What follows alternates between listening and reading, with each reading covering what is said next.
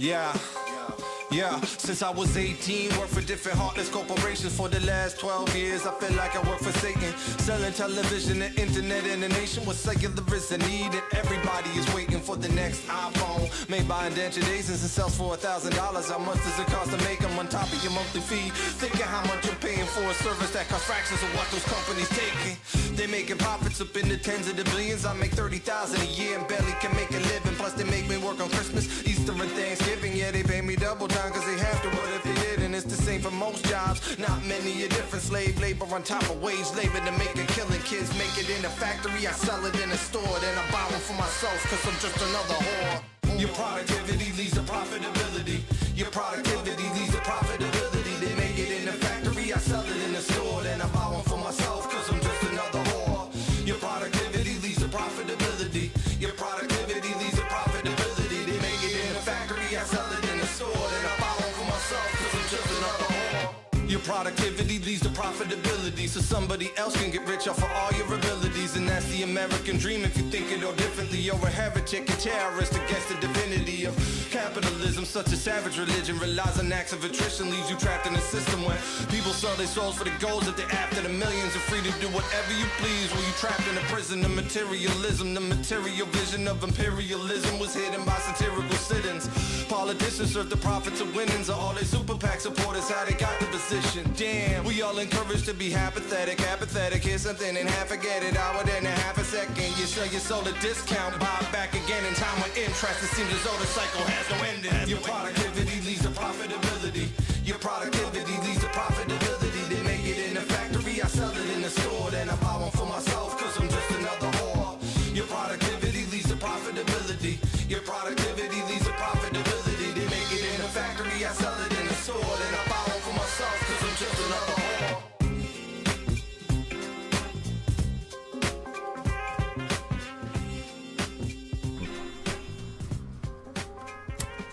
Welcome to the Newfoundland Cannabis Podcast. We're your hosts, Brad. And I'm Catherine. And we're here to talk to you about cannabis consumption, cultivation, a little bit about culture, and really just any other general cannabis topics we feel like discussing. We mostly focus on the Newfoundland information, but we are going to branch out from Canada and around the world. So in the introduction there, you may have heard our theme song. That's done by a local Newfoundland-based rapper, Fitz. Actually, we've both worked with Lee at different times in our lives, so you can check him out on Bandcamp and SoundCloud. We're going to include his information in the description as well as a post on Instagram. So, this is the first time we've ever done like a podcast. It's probably gonna get better as we go, hopefully. We never promised quality, but we can promise quantity. Yeah, we can sit here and smoke a joint and record. It's fine. You're joining us, hopefully, on a very special first episode. It's 420. It is 420. Well, pretend it's 420. It's actually April 11th when we're recording this, but... Shh. The illusion. It's all magic. Just pretend. Smoke your joint. It's 420. It's always 420 where I'm from. It is. It's, you know what it is. It's whatever. I guess, like, we're gonna keep it pretty lighthearted. Like, I don't want to rant and rave too much about the kind of bullshit. It's 420. We need to be calm and chill and peaceful. And just enjoy our weed. Like, there are positives to legalization among all the negatives. So let's just kind of talk about it and, you know, do our little part to lift that stigma. Yeah, so what we're going to do today is actually introduce ourselves in a very different way. We're going to discuss our high histories. So it's actually going to be our original experiences with cannabis and kind of what happened to us individually. So, like, for me, I've been using cannabis for about 8 years regularly. You've been using it for... About 5. About 5 years? Yeah. Who influenced you? This really bad influence. He kind of just, like, came up to me and was like, "Hey, kid, you want to try some devil's lettuce?" Yeah, that's what we call it. Yeah. So, yeah, I was actually, like, her introduction to cannabis. She wanted me to go first. I think it's funnier for me if she goes first. If you want to get into it, what was your first experience with cannabis? Okay, so a little bit of backstory as to why the whole situation happened. I was raised in a family that was very much so against the use of cannabis. It was something I never thought of doing. Like, I was terrified of it. I was like, no, you're like a horrible person if you do that. And obviously I was a horrible person for thinking that at the time. But hey, we've all come from somewhere. I was very... We evolve. If I could find it, there's a local blog where I was about 14 or 15, and I posted like the craziest anti-weed blog post, and like it was so holier than thou. I thought I was like a straight edge teenager, didn't drink, didn't smoke. I've come a little ways since then. You know, I kind of overcame my fear because I actually suffer from a very painful chronic disorder, and it was to the point where I could almost pass out from the pain. So my better half suggested maybe you should try cannabis to kind of like look after that pain, since nothing else is working for you, and I kind of never wanted anything to do with opiates. So which I should note that like maybe it's pretty much the same anywhere, but opiates of course are like a major problem in this province, especially in like the St. John's region. Yeah. It's like I've found dirty needles in toilets of public bathrooms. It's out of hand here. Yeah, it's crazy here. So I didn't want to become part of that kind of statistic that's part of this area of Newfoundland. I did actually try cannabis the night I remember so well. I remember sitting at our desk in our shared apartment. We had a roommate, and Brad was actually the one who was rolling the joint with his dollar bill contraption, his American dollar bill rolling contraption. I had a US dollar bill, and that was taped to a pen, and like I would use that to roll. There's a weird video on YouTube somewhere of that method to this day. You should really link that, like somehow. We need to find a video and link that somewhere. Like, that's important. My go-to was like the Wiz Khalifa rolling a joint on his iPad, and then this very low quality, like filmed with a potato video of this lady rolling it with a dollar bill. Yeah. Because of that, I still haven't learned to roll a joint. Yeah, and it's fine because it worked at that time. So I want to note too that for about like the first month or so that we were together, like you were really still nervous about cannabis. Like I actually stopped using cannabis, not at her request, but I knew she was just nervous about it. So that went on for about buzzkill, right? But like that went on for about a month. On and off, I would go in the other room and smoke with my roommate. And I don't know, maybe you can allude to it, but I think you seeing me and how I reacted on cannabis or using cannabis was different than what you previously thought or would have experienced from certain people. Yeah, because I guess when I was in high school, all the people who like smoked weed were not, you know. They were just like shitty people, not. Like not that they were shitty people, more so that they were like smoking a bit more than they should, and I guess their bodies weren't ready to handle it. I guess they were teenagers. That's the thing. Here's the thing. Like I'm not gonna advocate anyone smoke weed under the age of like 19 or whatever. I would suggest under the age of 21, only because of the mental state. Like your brain isn't finished developing, but like that's more so just me. I'm someone who battles with a very severe mental illness, so like I definitely advocate that people should wait until 21 if you do have any pre-existing mental illnesses. Yeah. Yes. Back to your story. So yes, how old were you? Oh my god, that was 5 years ago, so I would have been 22. Okay, Tay-Tay. Yeah, that was my Tay-Tay year. Alright, I remember that well. Yeah. Okay. Alright, so go on. So I remember you kind of messaging your roommate, I think, on like Facebook, and you sent her a picture of Kiefer Sutherland because you were using Keef in this joint.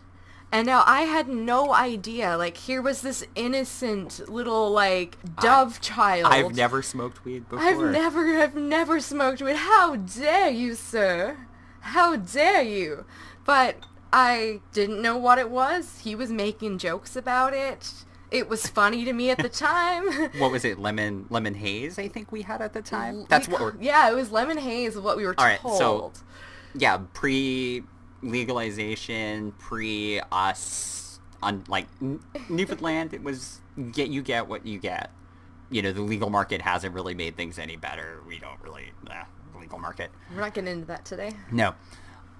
So yeah, we acquired our cannabis from a source. They told us it was like lemon haze. Yeah, so it did smell good, I will admit to that. Like, it smelled like lemon, so that was cool.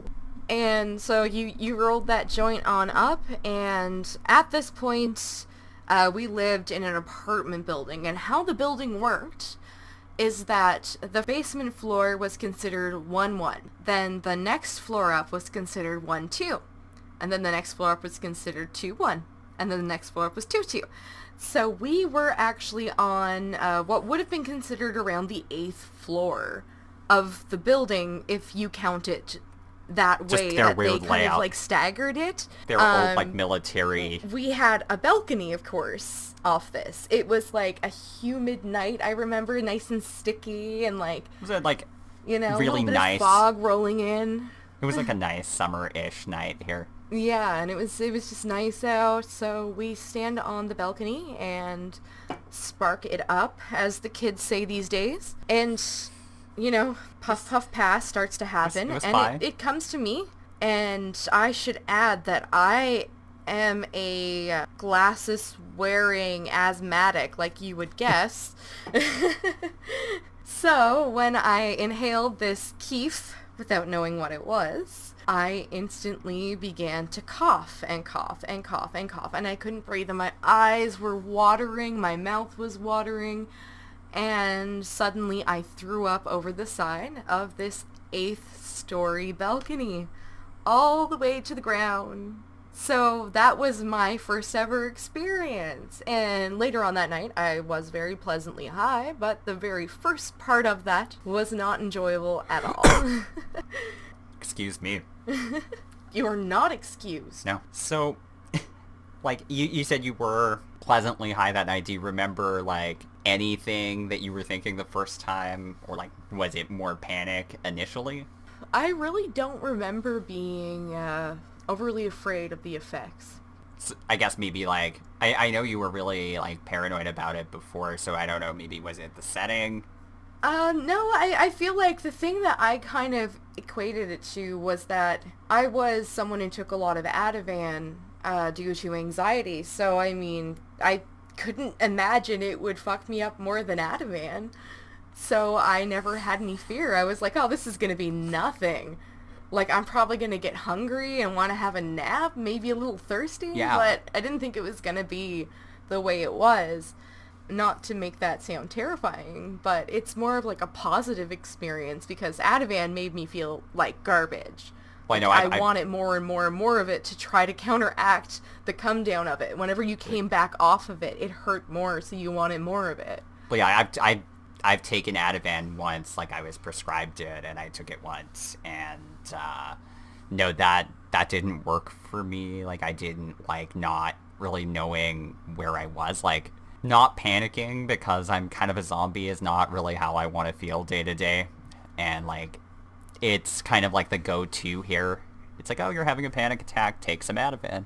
So that's cool, like, and I know obviously you found that it did work with, like, any kind of, like, chronic pain you were experiencing. Like, I remember prior to you were in, you know, a lot more agony. Oh yeah. No, I have not had a bad pain episode where I'm literally just on the floor crying. So, like, that is incredible to me that I have not had that issue. And, like, you've tried so many things prior. Yeah, no, I had been prescribed a lot of other things. I had been prescribed morphine before when it was really, really bad. And no, nothing else was the same. Like, morphine didn't make the pain go away. It just made you not understand the pain. more than anything. Yeah, I have never been given morphine, but Demerol was a thing I was given when I was in about 5th grade at the local hospital. You know, at the time, I really had to go through an emergency procedure. So they were like, here's some Demerol, little kid. We're going to shoot you up with it. Here, little boy. Yeah, confident little shit I was. I saw them coming with a wheelchair. They're like, you're gonna need to sit in this. We'll wheel you to like the operating room. And I'm like, no, I don't need the wheelchair. I'll stand up. And these nurses, they humored me. They would let me stand up. I immediately fell into the wheelchair, but hey, I tried. I just imagine that, like, meme that was going around for a while that was just, like, the really skinny kid with his arms out by his side, super angry, and, like, the cop standing in front of him. Like, that is what I imagine. I was a feisty kid. You're still a feisty kid. It happens. But I should note that getting to, I guess, as a good transition to my high history. Yeah, your feisty kid years, which is your entire life. More or less. So, yeah, I never used cannabis, as I mentioned. Like, I was very, very anti-cannabis, like, anti-drinking. So I'm kind of what they'd call, I guess, a late bloomer. I was a square for several years. Square. Prior to being of legal age, so in my province, that's over the age of 19 in Newfoundland. Can I have an aside here? Sure. Yeah, like, can we just start calling people who like Square Enix games way too much squares? We already do. Okay, I'm glad we've reached this consensus. Cool. All right, continue. All right. I didn't smoke cannabis. I was very anti-cannabis. Like, I didn't want to even, like, hang out with people that smoke cannabis. Now, you can imagine as, like, a long-haired, scruffy, like, metalhead teenager. All of my friends smoked cannabis, or, like, but they wouldn't tell me they smoked cannabis because I was so judgmental about it. It's insane. Fast forward, I was about 18. I started working at a call center. Don't do it. That's the gateway drug. Call centers are gateway drugs. And hey, throwback to our intro song, the song Productivity by Fitz. A lot of that is about working in a call center. Yeah, that is the call center life. That's our struggle. If you've ever worked in a call center, you know. We'll smoke one for you. We do still every day. We'll burn one for the ones still tethered. And the ones who are finally free, be that through their own means or... that sounds terrifying. Yeah, so anyways, call centers suck. From about 18 to maybe my 20s, I think it was close to 2.5 years I worked for this company. I don't know if I'm allowed to say I don't think you should. I'm not allowed to say the name of the client, certainly. We'll just cover that up with Satan. Yeah, it does start with an S, and we'll just call them Satan. Yeah, so we both worked for Satan, actually, which is funny, at different times. At different times. Actually, at one point, we were both worked for Satan at the same time, but we both worked for Satan at different times as well. Yeah, that's true. There are 2 points of working with this Satan in my life, unfortunately. Both equally as bad. No, actually, I think the most recent one was worse. Anyways, that thing sucked my soul. Like, was certainly a very negative person. I didn't know at the time, but I certainly had more anxiety or, like, mental health issues than I thought. I thought I was just dealing with social anxiety. Turns out, by the time I was in my 20s, I was in a very manic stage. As I found out later what that was. I didn't know what a manic stage was at this point. Newfoundland is not a place where you're encouraged to talk about mental illness. When I learned about social anxiety and I brought it up to, like, my grandmother, it was a big thing. Like, oh, you just want to get medication. And it's like, no, I'm not just shy. Like, you just want to shoot up those Prozacs. Yeah, like the Prozacs, give me them all. So... Not even once. Yeah, so, like, I kind of stopped taking Prozac abruptly, and, you know, that's never good for anything, and it was through a pretty turbulent time. Did you feel like you had a strange disease? Yeah, sometimes. Most of the time. A lack of serotonin. So, I kind of struggled with this job, I think most of it was just me at the time and kind of my mindset, but the job certainly didn't help. So I kind of picked up some bad habits. The first was drinking. Like, I didn't really drink, I think. As a teenager, I drank, like, once. We're not going to really talk about that. I don't approve of it. I'm not going to encourage drinking underage. I'm not even going to talk about that story. I didn't. I actually went to my first liquor store on my 18th birthday. 19th birthday, that's what it was. Cool. Right. Oh, God. What is the legal drinking age in Newfoundland? 19. Okay, yeah, so on my 19th birthday was the first time I went to a liquor store to purchase alcohol. It's the first time I ever purchased alcohol, so it was awesome. I had never gone to a bar or anything like that. Like, I did drink like a half case maybe in my teen years, maybe a little more overall. And so drinking came first. I was drinking on George Street. Anyone from Newfoundland or that's been to Newfoundland probably knows what George Street is, but it's, at least at one point in time, the largest amount of bars in like a square radius or some weird shit. Like it has kilometer. I don't know. They have I think it's like so many square kilometers or whatever. There are like 200 bars. It's insane, and like it smells disgusting. It smells like urine and vomit and just shame. Yeah, shame. Do you know what that smell is, Timmy? It's not that the drinking is shameful, but like George Street gets pretty shameful. I've seen some stuff. I know you're not as... Yeah, no, I've only gone down there during the day. And like, let me tell you, like I went to two places. One I will gladly mention, O'Reilly's, which is like an Irish pub, not what you would think like an emo scene metal kid would be going to, but you know. So we had some bands we would go see, just drink at O'Reilly's. We met up with some people. So I'm not going to talk about those people. Some bad people. Bad people. And they were like, hey, we're going to go to this other bar. Now this bar, we'll just say this bar played techno, had a lot of lights, and water costs, like, as I found out, $5 a bottle. So use your imagination. You can kind of tell what type of bar this was, or club this was. They also were open until 6 a.m. when every other bar closed at 2, when you have to stop selling booze. Now, I had no intention of doing anything there. I was pretty drunk. One of the guys I was with who... You were white girl dancing. I was like white goth girl dancing to like pop like dance music. It was terrible. I'm really glad I was plastered, or I would have been very embarrassed for myself. It was on the second level too. I'm embarrassed for you. Oh, you should be. So my roommate that I was with said, hey, I'm gonna take this pill. And like, I was a little nervous. I'd never really been around it, but I didn't like this particular guy at the time. He became like one of my best friends, but at the time we didn't really like each other. So I kind of took it upon myself to rat him out and say, no man, he didn't take it, when his friend asked him how he was feeling about it.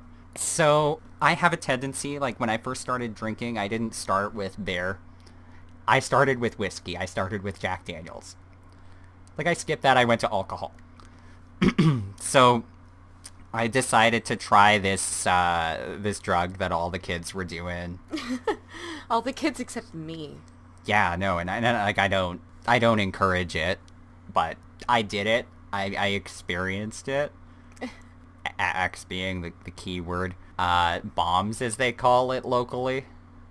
That's what they call it on the street. Bombs. They drops bombs here. Buddy, they dropped bombs. It's a little Newfoundlandese for you. And so I took this guy's ecstasy. This is an adult podcast, I can say it. And so, like, after 21 questions to my friend on what was going to happen, and, like, to their... Am I gonna die? Yeah, like, what's going to happen? Am I going to die? How long is this going to last for? Oh my god, I heard this is bad. Can I at least die right away instead of waiting? Why am I so thirsty? And this is how I found out $5 a bottle for water, which is, like, complete robbery. That is insane. Nevertheless, I took the pill. It was, I don't remember the color. It was dark light, so I can't even say it was the red pill or the blue pill. But nothing really stayed the same. And on that day, you became a man. Or I just had, like, more serotonin than my body has been capable of producing. More or less. So we ended up having to leave about 10 minutes after this happened. So usually this if you haven't done it, this could take about 20 to 30 minutes, sometimes depending. So we're on our way home in a taxi. Don't fucking drink and drive. Don't do it, you piece of shit. No, don't do it. Always get a taxi. Or an Uber if your city's not garbage and you can do that. Not necessarily Uber, because Uber's kind of scummy. Yeah. But what's the other one? Lyft? Lyft, rideshare, I don't know. Figure something out. Yeah. Most places also have better public transit than Newfoundland. Yeah. Use the GO train. Yeah.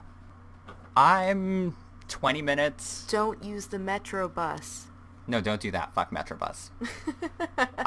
You know what? I pay taxes. I pay for this company, so I'll fuck it if I want. Supported their bullshit. Like, I've had to use it, so I can fucking talk shit about them all I want. We could probably do a whole fucking episode just of ranting about Metrobus. Because we have a story with Metrobus, so we'll save that for later. Yeah, and you know what?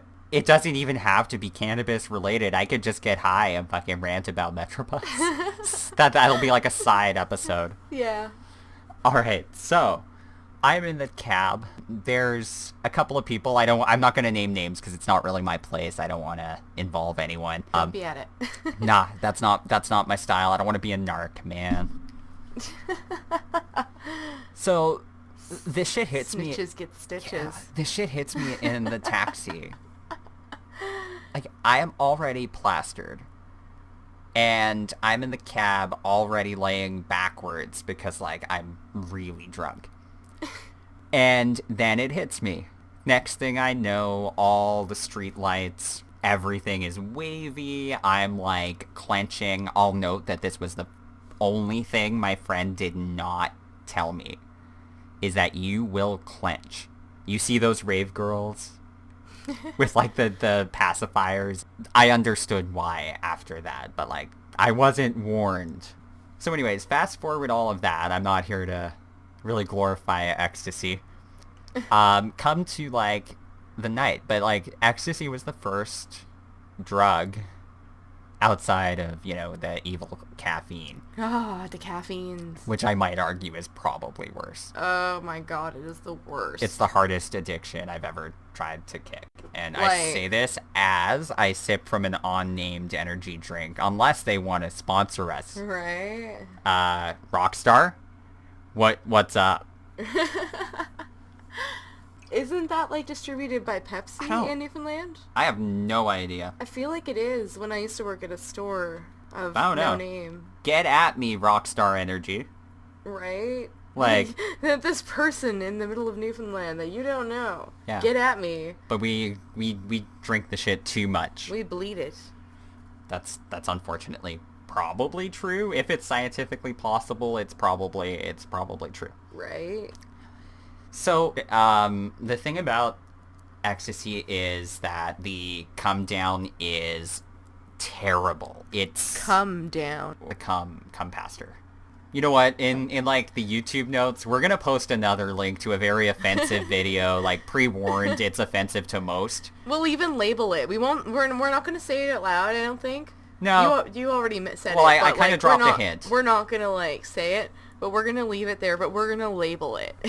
Yeah, so we're just gonna label that, and some stuff's gonna. You can watch it, and you can be offended, or you can judge it how you please. Like, hopefully you'll laugh. You know. It's all in good fun. It's 420. Have fun. Watch the video. Do it. Smoke weed, they said. Yeah. You'll have fun, they said. You will. You'll make a podcast, they said. It's true. I have social anxiety. Here we are. Right? So, ecstasy come down. Awful. And it gets to the end of the night, and my future roommates, just friends at the time, pull out this big blue bong. Oh, that went a different direction than I thought. Yeah, this isn't like Saints Row. It's not, we're not talking about the penetrator. But out comes the blue meanie, they called it. And rightfully so, it was a big blue mean bong. Made me a bong user for life.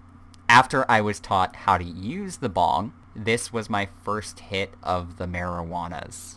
Oh God, the marijuanas. So, they say marijuana is the gateway drug. You did it backwards. I fucked that whole thing up. I really did. Ecstasy, the gateway drug to... Caffeine, the gateway drug to... Call centers, the gateway drug to ecstasy. That's true. There's a whole other story about that I could talk about, so we'll get into that at another time. Yeah. That's not directly related. But probably equally as entertaining. Yeah.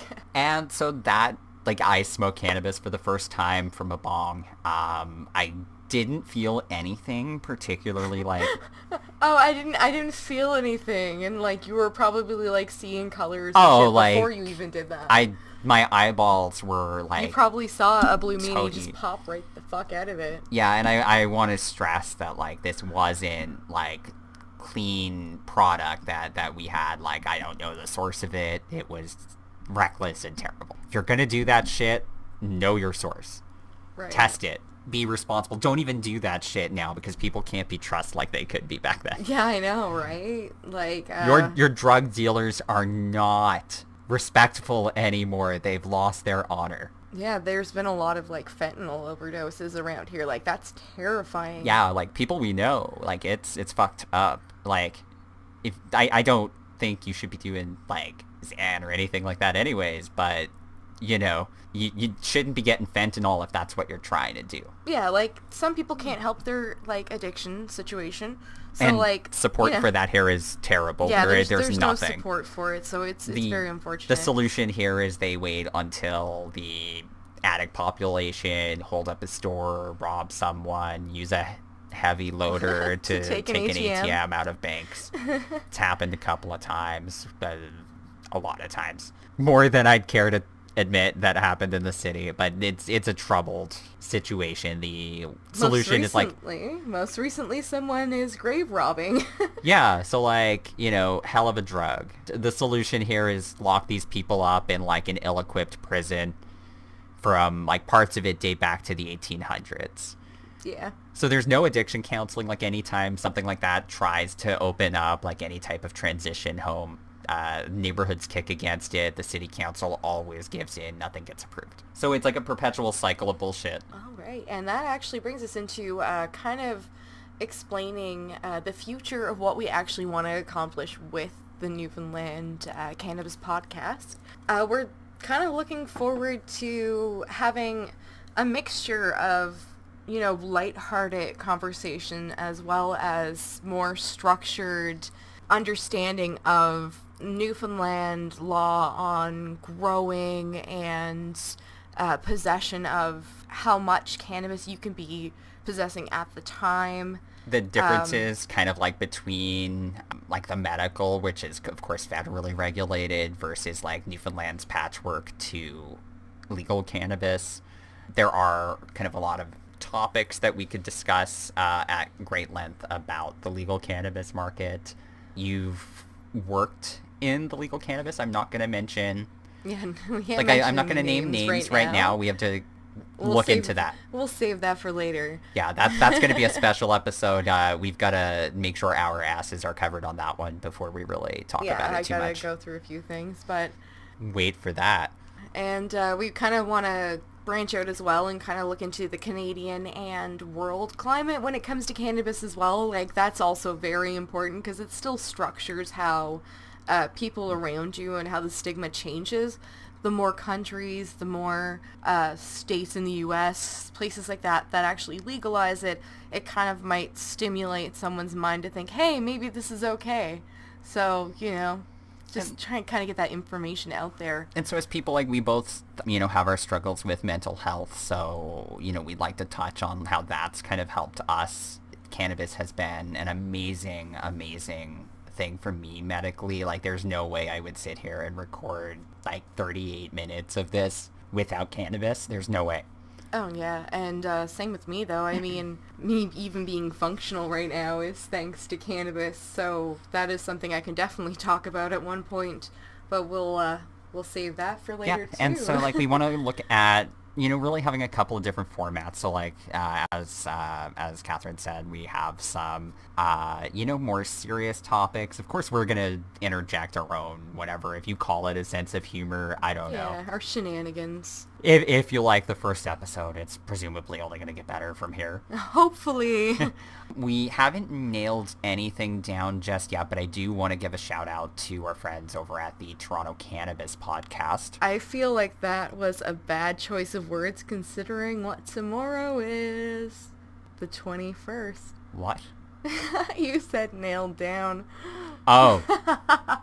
Oh. Sorry, it's April 12th now. Oh, shit, we've time traveled. Right. So yeah, we're going to look at having some guests occasionally. That, of course, requires that we, purchase some equipment. Yeah. Not expensive equipment. We need, $30 worth of equipment, so we'll get that soon. That'll hopefully enable us to get a little more mobile. Yeah, and as you were saying before I so rudely interrupted you, the Toronto Cannabis Podcast. Yes, so our friends at the Toronto Cannabis Podcast, we have discussed that we'd like to do some type of collaboration. So we're going to work some stuff out with them and in the future look for some collaboration.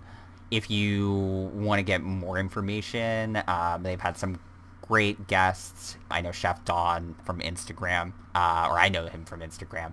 Mm-hmm. He's on the most recent episode.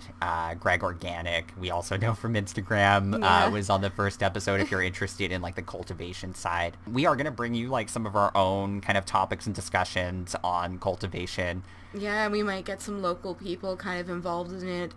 Straight maybe a up. couple of the grow stores. Yeah, we want to really involve the community if we can. We're not here to really raise money on it. We just really want to support the community. It's a community that I love. Mm-hmm. And it's something we feel very strongly about. We've experienced both sides of it now, of course, Prohibition. Yeah. The new Prohibition. Right. Prohibition 2.0. Guys, the way to go is a medical license. Get your shit federally regulated. Get your provinces out of it. Grow your own or find someone to designate for you. You can do it. If we can do it, anyone can do it. There are days we are barely functional due to mental illness, but we still manage to churn out some cannabis plants. We don't claim to be experts, but we've been doing it for about a year. Yeah. And I think we've come a long way. I've observed you a lot. And you've also watched me grow cannabis. Yeah, right? Disgusting. So, we're going to talk about that, kind of our experiences. We are medically licensed. Whether we ever use our full license, we do have an allowance for 50? Yeah, 50 plants. 50 plants. 54, technically, because we get our 4 recreational for recreational as well per household. So 54 plants, technically. Yeah. If you do want to follow our grows, I guess we'll do the social media thing now. It's at Sour Weasel Cannabis on Instagram. That's kind of our more jointly grow-centric page. That's where we really post our progress and kind of our beauty shots of the cannabis. Mm-hmm. You can find Catherine at Moon.Grown on Instagram. And where can I be found? I don't even know half the time. Arkham.Smoke. On Instagram? On Instagram. Okay, I think I'm on Twitter as Arkham.Smoke. No period, because Twitter doesn't like it. I don't use Twitter anymore, so okay. I don't even know how to function with that anymore. Yeah, whatever. I'm getting too old for this now. Yeah, one social media account is enough. Yeah, no, I can't deal with that. Well, one social media platform.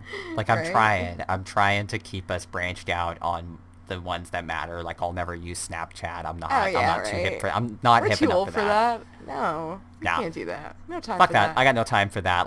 If no offense to my sister, but if it's something my little sister, and who's not very little, she's an adult. No. But if it's something that my little sister uses regularly, I'm not hip enough for it. I'm almost 30. It's creepy if I use Snapchat. Right. The Instagram is questionable sometimes. And yeah, so I mean, that's kind of like a not so formal look at what we want to do in the future. We're really open to collaborations, working with other people. We want to get a lot of different voices. It'd be really cool to speak to people like in different provinces, kind of compare the different cannabis rules, and maybe we can work towards that, find some people. Cannabis Community. Cannabis Community has actually been very nice to me and very nice to you. And like one of the kindest communities I've ever actually been in on the internet, which is crazy to say, but I guess that's how it goes. Like the whole stoner personality, we all just kind of get along, so it's pretty cool. That's what we want to do. We, any knowledge, like anything that we learn on our journey with growing cannabis, with like cannabis helping us consuming it and like, processing cannabis as well. We have high hopes for what we want to do, with our allotment and ability to grow. We certainly want to expand that. Mm-hmm. And, the more knowledge we share that way, the less that these government corporations or government licensed corporations, like billion-dollar companies, should not be the main benefactor of the cannabis legalization. Like, why aren't we following a more craft-centric, like stimulating the economy that way? So these are all things we definitely want to cover in more detail. It definitely matters. But yeah, like the more people that grow, the more knowledge that's shared, the more we all share, the less these terrible corporations profit. And also, if you want to look at it on more of an environmental way, the more people who are growing, we definitely want to get people connected with an organic way of growing. I know it's not always the cheapest way of growing, but... And it's like, it's not... It's sustainable, and it's good for the environment, and that's something that, Cannabis Community's kind of also into. And you know what? On that note, I want to throw back again to the Toronto Cannabis podcast. The first episode, it's available on most platforms. It's also available on YouTube. The first episode is actually with Greg Organic, and they go over, how to be completely organic. I believe Greg said he lives in a condo, kind of like a high-rise situation. Mm-hmm. So, I mean, if you can keep organic without any issue, like any smell problems, anyone can do it if you apply it. We use kind of like a mixture right now of chemical and some organic. Yeah. And also as well, through the website sproutfreecanada.ca, I actually got kind of, nudged in the direction of Kootenay organic soils and their amendments. So that's definitely something I want to go into and kind of look at. There's something I'm going to check out and kind of maybe do a little review on how everything was packaged and sent in to me, and how well it's working for me when I finally get all that organic material from them. Yeah, so we're hoping to have an episode, at least an episode weekly. Yeah. Some of them may be a little more topical than others. Like this one obviously is recorded quite a bit in advance. This is episode number 1. Straight up, I haven't done any audio editing in years. So this is going to be a new adventure for me. It's only going to get better from here, so apologize if there are any weird cuts or crazy audio problems. We'll fix it. We'll nail it down. We'll learn. We'll grow. We'll grow. Just like We're learning pretty to good at grow growing. Cannabis. Yeah. You may have heard us smoking on, was actually some test nugs from our Sour Jack. We just broke off a couple of the... Sour Jack by Crop King Seeds. Good sir. It's the last one we had in our pack. Yes, the last seed we had left. But we have a good clone. Oh yes, we have a beautiful clone. Mary Kate and Ashley, you can see them. Her. Yeah, pictures of it. We took it as a joke. It wasn't meant to go anywhere. It wasn't meant to even root. It was a mutated branch that just became 2 separate plants somehow, and just we don't know what happened. So yeah, you can see that on Instagram too. That's where we post most of our stuff. Sometimes they like to shadow ban us every now and then. And so that was episode 1. We are done with episode 1. How do you feel? Oh, exciting. I just want to say to everyone listening, happy 420. And I hope all of your ash is white today. Yeah, I hope that your weed is humid. I'm not, I know that's a gross word for you, Yeah, M-word. Don't say the M word. Don't do it. All right, Don't do it. so we hope your weed is M-word. Very, very M word. And your ash is white and your terpenes fruitful. Fruitful. Well, if that's your thing. Or, like me, you could just prefer spicy, peppery mycerine. Ew. Ew. Thanks for listening, guys, and I hope you guys feel comfortable coming back again and listening later on. Yeah, we weren't expecting to run this long, so, like, if you've stuck with us through the whole thing, then, like, we fucking love you. Thank you. We're hoping that we're available on pretty much all major platforms. If we're not immediately, I know we're going to post to YouTube. Our Instagram at NL Cannabis Podcast, you'll find more information there when we post. Yeah, we'll get some links put up there so we can direct you to upcoming content. And we might post, as we've been, post some little news topics that we find, get you to weigh in. We want to really be collaborative. Mm-hmm. We want to be a voice for the community that involves the community. We want to have that feedback and kind of work that into the format somehow. So again, thank you guys so much for listening and have a great 420. Yeah, enjoy your night and day. And again, here's Lee Fitz on the outro with productivity, and I guess take it away, Lee Fitz.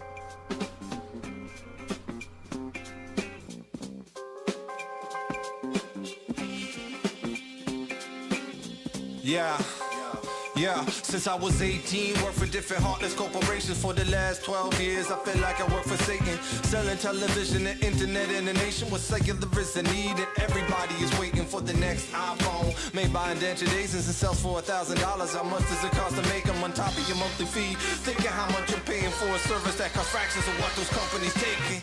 They're making profits up in the tens of the billions. I make $30,000 a year and barely can make a living. Plus they make me work on Christmas, Easter, and Thanksgiving. Yeah, they pay me double time cause they have to, but if they didn't, it's the same for most jobs. Not many a different, slave labor on top of wage labor to make a killing. Kids make it in a factory, I sell it in a store, then I buy one for myself cause I'm just another whore. Your productivity leads to profitability. Your productivity leads to profitability. They make it in a factory, I sell it in a store, then I buy one for myself cause I'm just another whore. Your productivity leads to profitability. Your productivity leads to profitability. They make it in a factory, I sell it in a store, then I buy one for myself cause I'm just another whore. Your productivity leads to profitability so somebody else can get rich off of all your abilities, and that's the American dream. If you think it all differently, you're a heretic, a terrorist against the divinity of capitalism. Such a savage religion relies on acts of attrition, leaves you trapped in a system where people sell their souls for the goals that they're after. The millions are free to do whatever you please while you trapped in a prison of materialism. The material vision of imperialism was hidden by satirical sit-ins. Politicians serve the profits of winnings, or all their super PAC supporters, how they got the position. Damn, we all encouraged to be apathetic. Hear something and half forget it, hour then a half a second. You sell your soul a discount, buy it back again in time with interest. It seems as though the cycle has no ending. Your productivity leads to profitability. Your productivity leads to profitability. They make it in a factory, I sell it in the store, then I buy one for myself cause I'm just another whore. Your productivity leads to profitability. Your productivity leads to profitability. They make it in a factory, I sell it in the store, then I buy one for myself cause I'm just another whore.